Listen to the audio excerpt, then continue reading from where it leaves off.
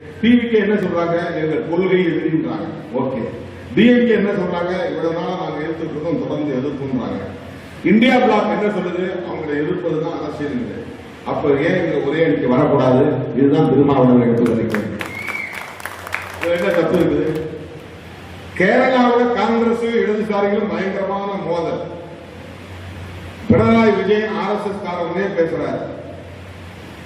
ராகுல் காந்தி அங்க இந்தியா பிளாக்ல கூட்டணியில மார்க்சிஸ்டும் உட்கார்ந்து காங்கிரசும் உட்கார்ந்து.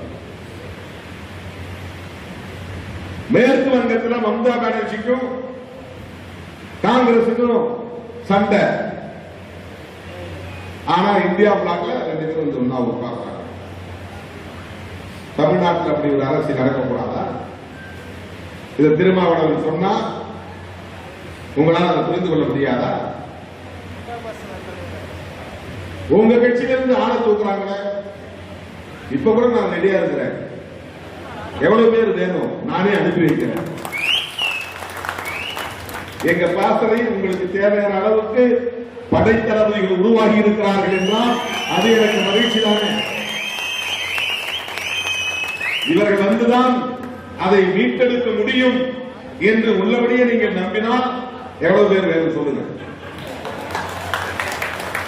தளபதிகளை அனுப்பி வைக்க நான் தயாராக இருக்கிறேன்.